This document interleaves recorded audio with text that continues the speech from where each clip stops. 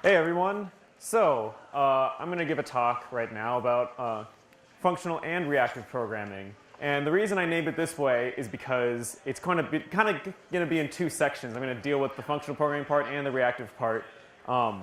You might be here because of RxJava, which is kind of the technology that's pushed this whole functional reactive programming thing on us all. But I'm actually not really going to be focusing that much on RxJava. I've seen a lot of introduction to RxJava talks, and this is sort of taking the place of that. And the issue I see with a lot of the intro to RxJava talks is that they tend to go over people's heads instantly. They don't really explain the concepts behind why would you even want to use it in the first place. And so that's what I'm trying to endeavor here. If you're already using RxJava, I hope you get something out of this too, because it might break down FRP in a way that you haven't really thought about before. So really what I'm here to talk about is functional reactive programming. And I'm going to talk about it in two sections, and I'm actually going to start with the reactive part first. I don't know why, I just felt like that would make more sense. So let's start with an example and with nice big pictures, because that makes my life easier. So the example that I'm going to keep using throughout this talk is one of a light switch and a light bulb. Because you can imagine this in code as two separate modules. One module is the light switch module, and one module is the light bulb module. And obviously what I want is, when the light switch is switched in one direction for the light bulb to turn on, and when it's switched in the other direction for the light bulb to turn off. So that's very simple stuff. Anyone could code that. But then the question becomes, how exactly do these two modules couple together? And what reactive streams is all about is kind of viewing it in maybe a different way than you're used to. So the traditional way that you're sort of used to, I'm stealing from Cycle.js and Andrew Stultz, who had this great idea of using kind of half arrows to show who's actually doing the pushing of data here. So if we move this arrow over to where the light switch is, that we have is that the light switch itself is the one pushing data. And so you might think of the light switch as being proactive and the light bulb itself as being passive. That is, when the switch is changing, it goes and tells the light bulb, I would like you to change your state to either be powered on or powered off. And so if you were to look at that in just very simple code, you might have the switch class up here. And the switch class has a reference to the light bulb. And whenever the switch class is, whenever it gets flipped, then it's going to explicitly call this light bulb power method to change the configuration of the light bulb. So that's the proactive way of doing things. Now if we move the arrow to the other side, what does that mean about this interaction? What that means is that now we have the light bulb being reactive and the switch itself being an observable thing that you can listen to what's happening there. And so what the code might look like in that situation is when I create my light bulb, I construct it, but then I'm also passed in a reference to the switch, and the switch itself has some method that allows me to listen to its changes and flips. And so here what's happening is I'm adding this flip listener. It's very simple, just basically whenever the flip is enabled, then turn on the light bulb, otherwise turn it off. But the interesting thing here is that now the light switch is no longer directly controlling the light bulb. Instead, the light bulb is reacting to changes of the light switch's state. So this is the very simple observer pattern that you might have learned in college if you read the Gang of Four stuff or the Head First Design Patterns or whatever books they're using these days. So what does that mean about this relationship, though? Whether you go with proactive versus reactive coding. Because the end result is the same thing. I flip the switch, and the light bulb either turns on or off. What does this really matter in terms of code? And so there's three questions I want to pose, and kind of shows how these two are actually inverses of each other, but one is not necessarily better than the other, but I end up liking reactive more in the end. And so the first question is, who controls the light bulb? So who actually tells the light bulb whether to turn on or off? Where does that logic come from? In the case of proactive, that logic, who is calling power, it's other people. So the light bulb itself does not control itself. Instead, it's all these other modules who choose to turn the light bulb on or off. Whereas in the reactive model, the light bulb itself is the one who determines when it turns on or off. Yes, it's listening to something else to determine when it should be turning itself on and off, but ultimately it's up to the light bulb itself to figure out that logic. The other side of things is to ask, what determines what the switch controls? So the switch, when I change the switch, what exactly is it going to affect? In this case, in the proactive case, it's the switch itself that determines what it controls when it gets flipped. So in the proactive example, I flip the switch, and then inside the switch's code it says, okay, now go to my light bulb and actually go change the state of this light bulb. Conversely, in the reactive model, what determines what the switch controls is just whatever other modules happen to be listening to the switch. So now the switch no longer has to be in charge of like what exactly it's controlling. And then the third question I would ask is the light bulb synchronous? That is, when you call the light bulb to be powered, is that like an immediate thing or not? And in proactive, yes, it is synchronous. So someone else outside of light bulb calls lightbulb.power, and that instantly just happens. The state changes. Whereas in reactive, this is kind of an inherently asynchronous setup, because I've actually just set up a scenario where I'm listening to someone else, and when that someone else calls something, that's when I change the light bulb. So it's this inherently asynchronous setup. And what I'm kind of leaving out here is that the switch itself, it's sort of non-deterministic whether the switch is asynchronous or not. It could be some synchronous implementation of switch that just like goes through on, off, on, off, on, off, and then finishes execution. Or it could be asynchronous. But what's interesting here is that the light bulb itself can become asynchronous regardless of what the switch is doing. So from these three questions, what I really feel like is the key difference here is one of modularity. In that proactive, the modules control each other. We have this light bulb and light switch, and the switch directly controls the light bulb. Whereas in reactive, the modules really control themselves. So in the case of the light bulb, it defines what its input is. Its input is a stream of Booleans that tells it whether it should be turning on or off. But it doesn't actually have to be directly coupled to the light switch anymore. And I think that's a really powerful concept. And so to give it a slightly more solid example, so here's the Trello app. Here's like the home page that you load up. And on that home page, you have a list of boards that are displayed. And those lists of boards are supplied by a database. And so if we have, we show the same sort of relationship between the switch and the light bulb, between the database and, this thing just flickered? Okay. Between the database and the UI. So if I do the proactive way, where I have the database pushing data to the UI, I really have to ask myself, like, why? Why is that the case? That when I go and change the database, that the database has to know to go and check to see if, like, is the user viewing this screen? And if they're viewing this screen, go and push this extra data to that screen. Like, that seems a little weird to me. It's this weird tight coupling between the database and the UI that's using it. I don't get that. I would much rather it be like this, where instead it's reactive. And whenever the database changes, whenever there's new boards or new information about the user, then the UI automatically pulls from that database what information it needs. This makes a lot more intuitive sense to me. It's essentially the UI reacting to other state within the application. And now the database no longer has to know exactly what it's providing data to either. So it creates this nice modularity. So how would we actually go about implementing this in kind of a sane way, a way that would actually help out users? Before I just showed you kind of the light bulb creation side of things, this would be the actual switch implementation. So we'd have this switch, and it would have an on-flip listener. Let me just double check. All right. So it'd have this on-flip listener interface. And that's something that anyone can implement and listen to when the switch changes. And then on top of that, you would add this. Here I have a method called add-on-flip-listener, and I'm just going to kind of hand wave about how that is actually set up. But essentially, you add that interface, and then whenever the thing flips, then we would call any of the listeners that we had there. But there are two problems I see with this kind of naive implementation. The first problem I see is that every listener is unique. So my on-flip listener is very specific to my switch. And if I'm going to be doing reactive programming, like, if I use it in one place, sure, it's not so bad. But if I'm planning on like building my entire application off of the idea of reactive systems, of reactive streams, then this is going to get real tiresome real fast. Because I want something that can be generalized upon. I want something that I can keep reusing over and over, the same concept everywhere. I don't want to have to keep writing new interfaces for every new listener I'm working with.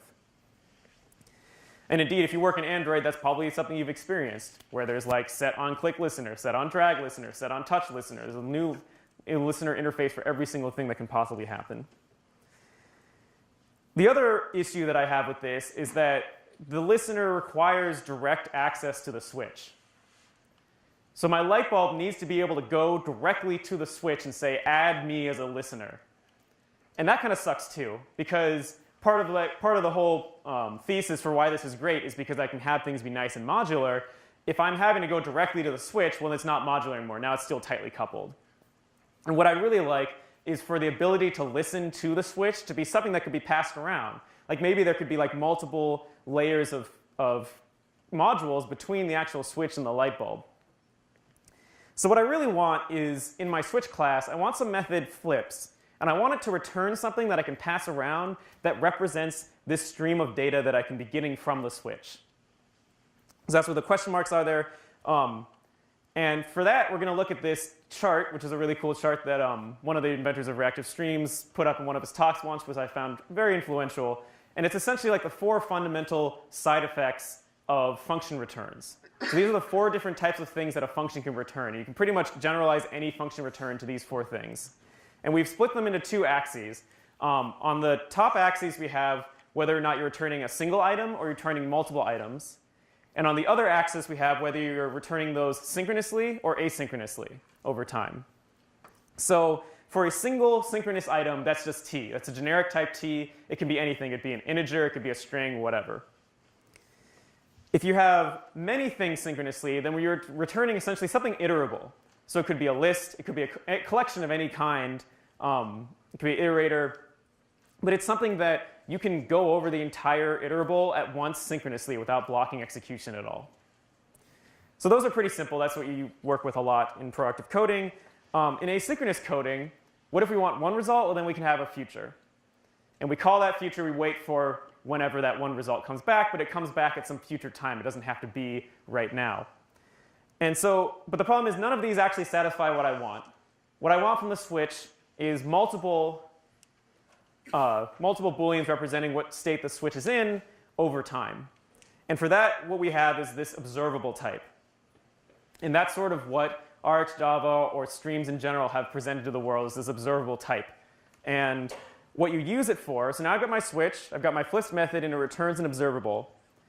And in my static light bulb creation method now, instead of passing in a dereference to the switch, instead I'm passing in an observable. And you'll notice that these 2 observables have the same generic type.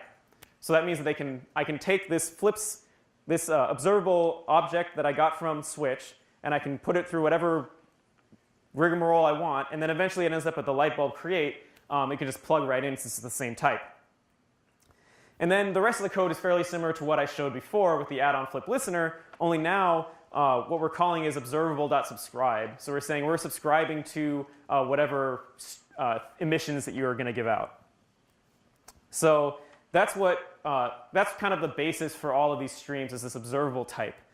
And I'm not going to go too much into the deep philosophy of like why observable operates the way it does, but I'm going to at least tell you how it works over how it's designed. So observable is essentially a collection over time. It's a collection of items emitted over time. And to show that, they've come up with this idea of a marble diagram.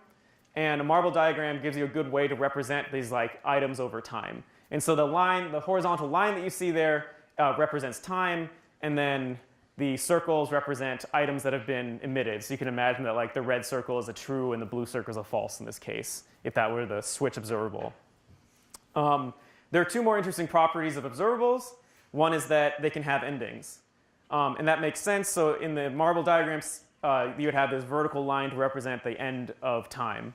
And this sort of makes sense because like some streams obviously have an end to the data. So if I'm like streaming a video and I'm doing it through like an observable, then clearly the end of the video happens, the stream's over. It turns out it's very useful to be able to know when there's going to be no more data coming. Whereas a light switch may never have an ending. It's possible to have an observable that never has an ending, since the switch obviously will keep existing for all time and never deteriorate to dust or anything like that. Whatever. Okay. Also, you can have errors. Errors can happen. That's represented by an X. And it's another terminal event. And that terminal event essentially means something went horribly wrong, and now we can no longer observe this stream. So in the case of a switch, maybe the switch got broken. Maybe someone took a hammer to it and broke the switch. Now it doesn't work anymore, so this whole stream has to be shut down. And it's also very useful to be able to tell when a stream of data is no longer going to be working. So that's essentially the observable type. Now I'm going to make the most awkward transition of all time and talk about functional programming for a bit. Well, I'll get back to reactive in a bit, but I need to take a break to talk about functional programming because it becomes an important part of the next thing I want to talk about with reactive streams. So functional programming, if you've never done functional programming before, here's the great introduction to it.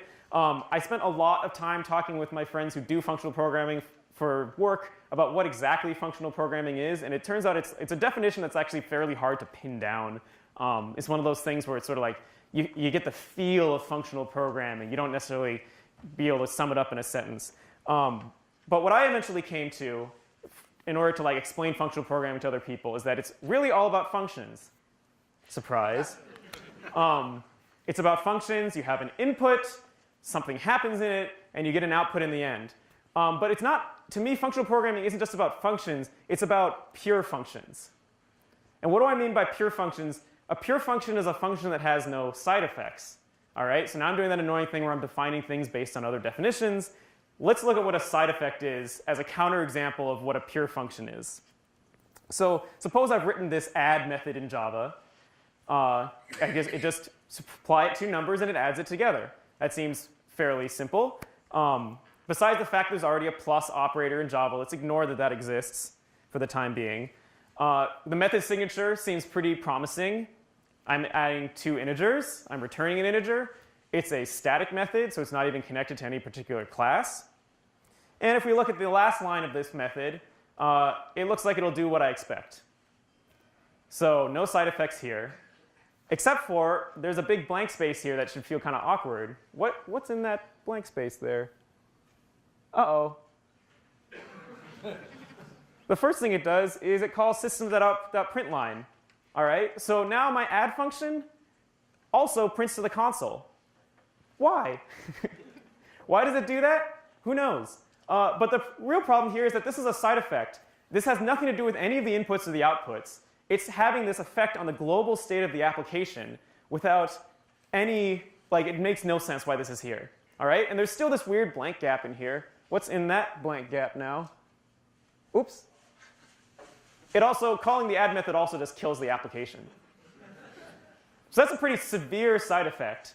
And so side effects kind of suck. And the issue with this is that just looking at the method signature, I had no idea that these things were going to happen. I'd have to actually go into the function and read through it to figure out what exactly is going to happen. So that's one problematic side effect. Let's look at another problematic side effect. So suppose I've got a list of numbers, and I want to determine whether the sum of those numbers is equal to the product of those numbers. So the sum of 1, 2, and 3 is 6. 1 times 2 times 3 is also 6. So theoretically, the answer sum equals product should be true. We look at my sum method signature. I take in a list of numbers. I output an integer. So far, everything seems fine. I look at my actual implementation here. It's a little wonky. But in particular, I want to call out this one wonky line here. If you didn't know this, on any list you can call the iterator method, and then you can, as you iterate through, if you call remove, it removes it from the iterator, and it also removes it from the original list.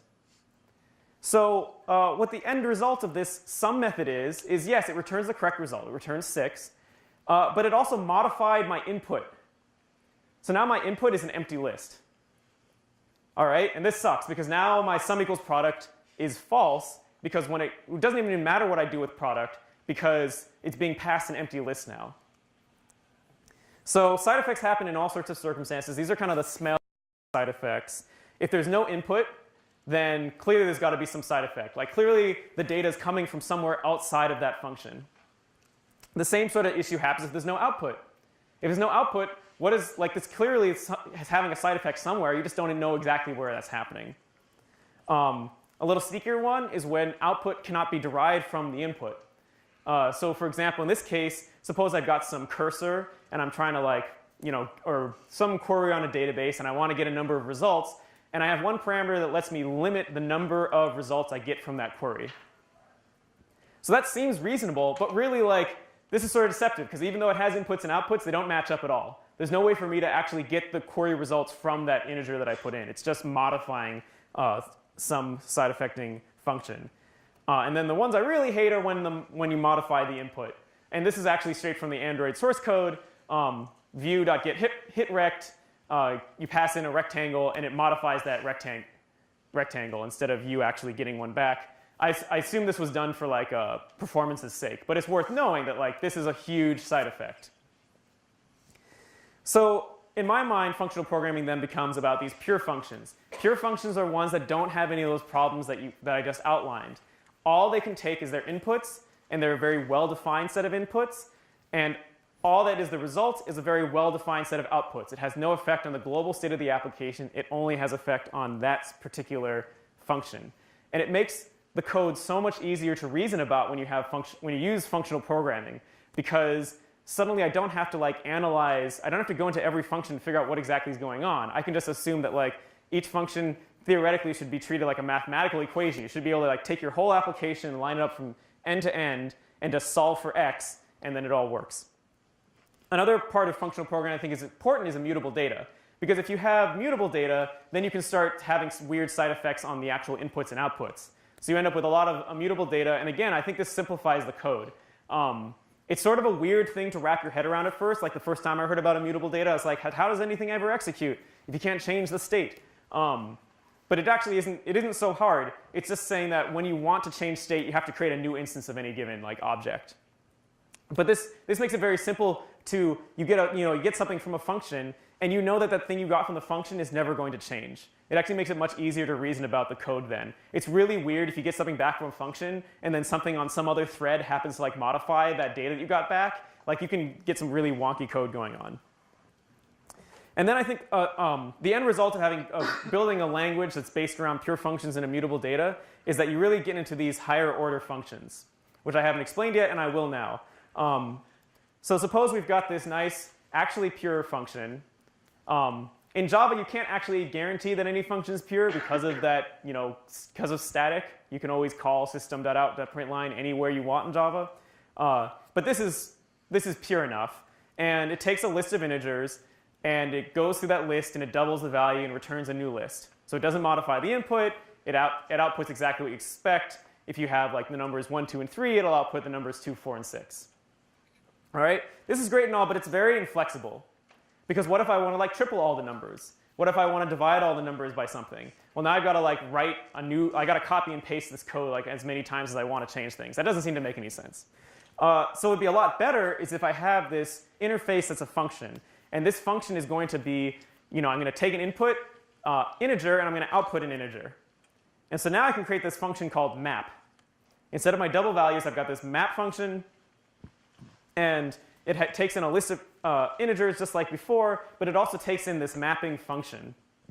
And from that, then, I can say, for the output, take all of the input and run it through this mapping function. And so this is what higher order programming is the ability to take functions, treat them as a first-class object, and be able to pass them around and apply them in different locations. Because now what I have is I can essentially call this code. So I've got this list of numbers, and then I can call map on that list of numbers and provide this like little, this is the lambda if you've never seen one before, but basically it says, take every input and double it. But now if I want to do anything else to this list of integers, I can very easily all I have to do is change that little function, and now my map function applies to any integer-to-integer transformation that I want. But really, that is not going far enough, because obviously you don't always just convert integers into integers. You often want to convert anything into anything else, and that's easy with generics.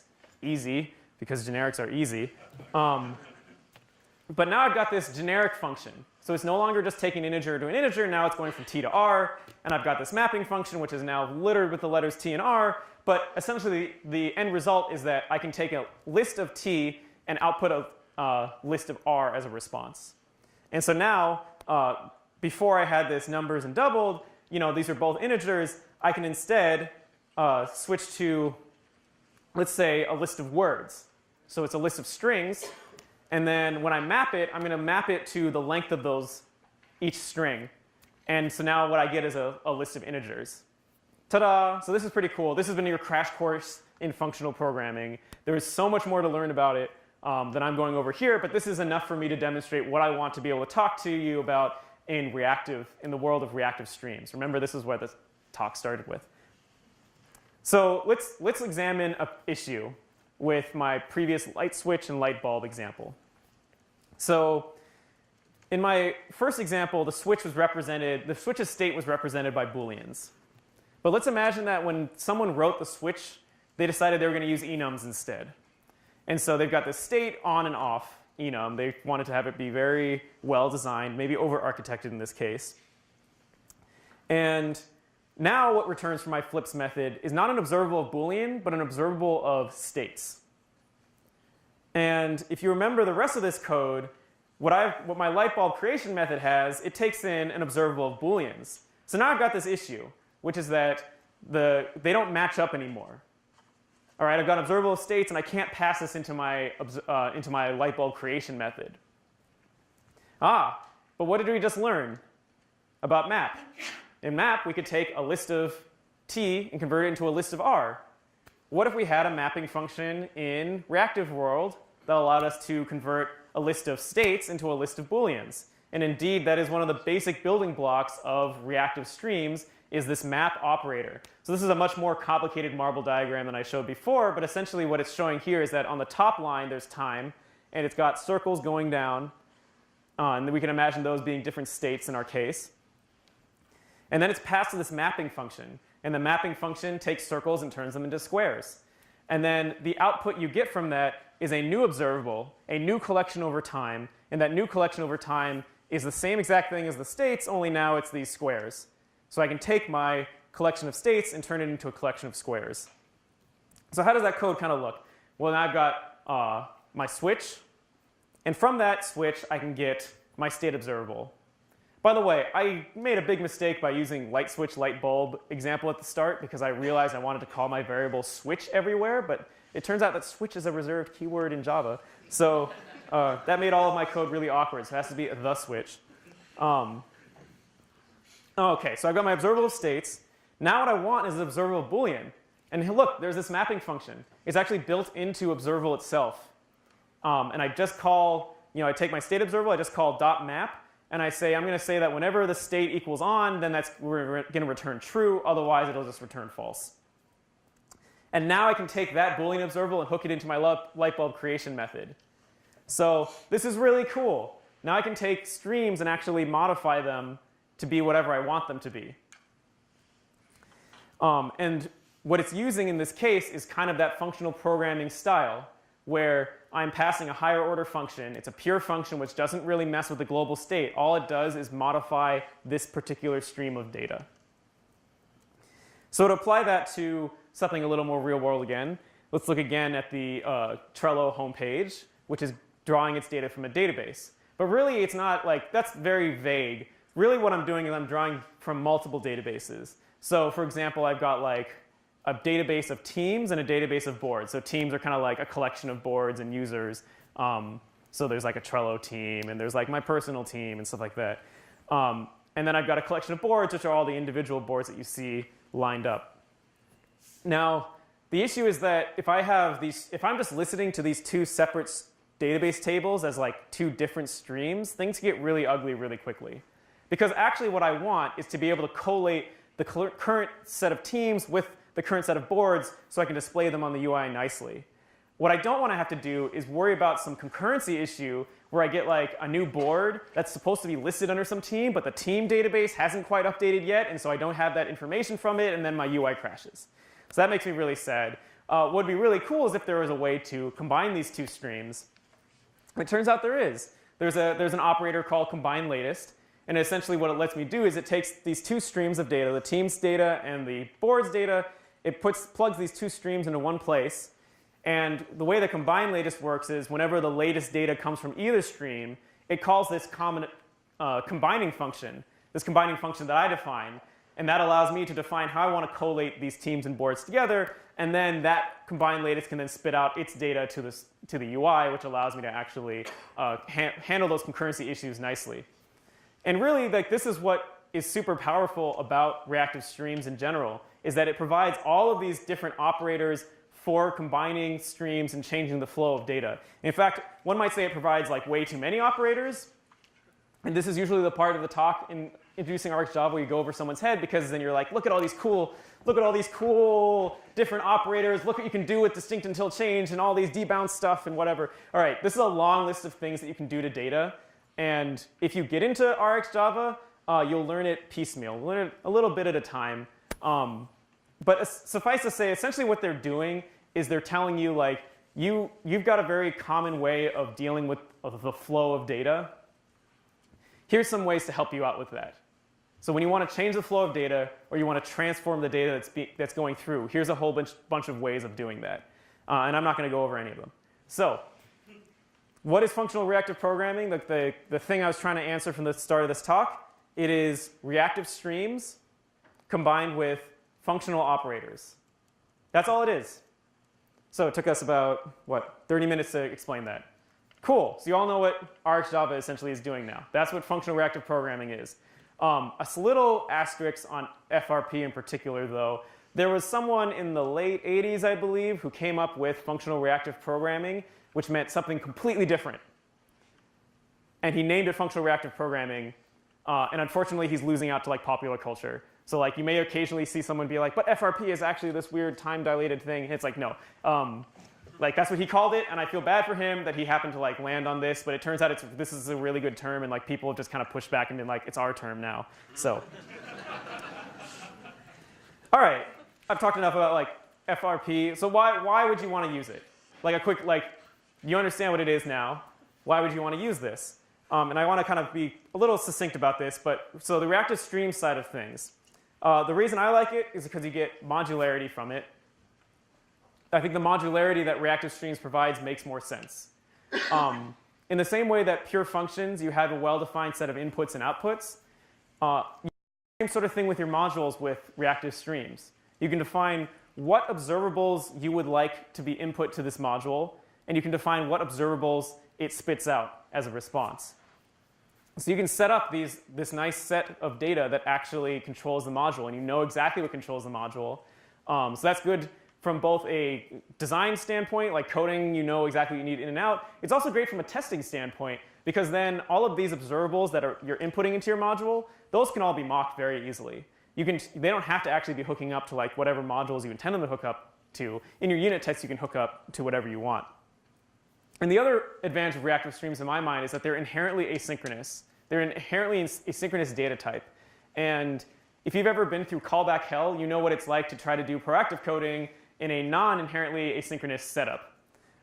Whereas observables are very nicely designed to work in an asynchronous world. And really, when you're working on almost any piece of code, that's actually how the real world works. You're making network requests, you're making requests to the database, you're updating the database. All of these things actually take time. And you're not allowed to just block execution for all of it, especially not if you're writing Android apps. So this inherently asynchronous nature makes it a lot more appropriate for dealing with the real world of coding. And as for the functional operators, what it does is it gives you this ability to control the flow of those streams. So you're not just stuck writing the basic observer pattern a million times. Instead, you have this great framework, RxJava or RxStreams or any, like there's many, many frameworks across many different languages for FRP that allows you to control exactly how the data is going about. And then it also gives you ability to reproduce a lot of common logic. A lot of common logic, like you wanting to have the concurrency of multiple streams. You want to combine multiple streams into one. It makes it very easy to do stuff like that. All right, some resources if you want to learn more or read up more on things. First of all, a couple years ago, I wrote an introduction into RxJava, which is much more of a nuts and bolts sort of like, here's the practical, like actual code side of things.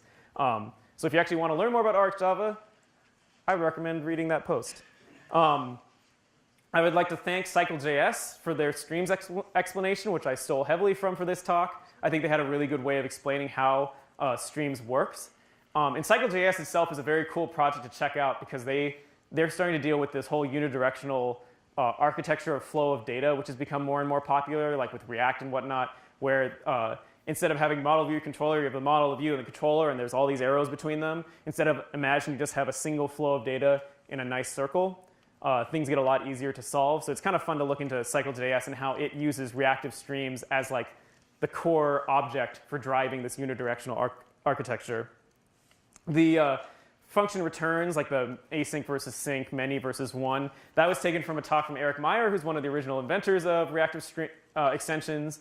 And his talk is very mathy, but it's, I think, brilliant. It's really, really a cool watch if you want to like learn exactly. He essentially goes through like, imagine you have this synchronous iterable, and I want to derive an asynchronous version of it, and he derives observable from the iterable.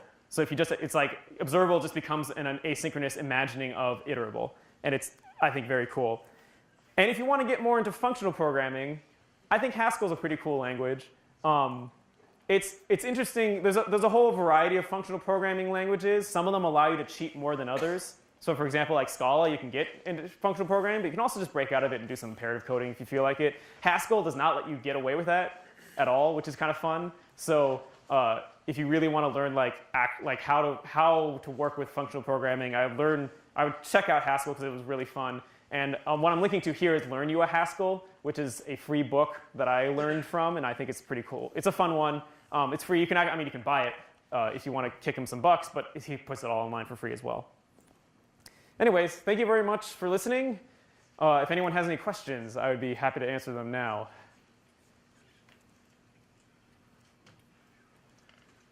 Everything was solved. Do you have any problems when you're using RxJava integrating well with external libraries and things like that that aren't written with that in mind? Sure. I'm going to just repeat that because I know this is being recorded. So the question was, do you have trouble integrating RxJava with other external libraries that do not use RxJava? And the answer is not really, because it's fairly easy these days to take other libraries and wrap it into an observable. So for example, there's a whole Rx binding project which takes all of the views that you know and love in Android, like all those listeners, and wraps it so that you can actually use it as an observable instead. So that's typically what we're doing, is we'll just take whatever that library provides and wrap it in a way that lets us use it as if it was designed with RxJava in mind. Thought I saw another hand somewhere here, but maybe not.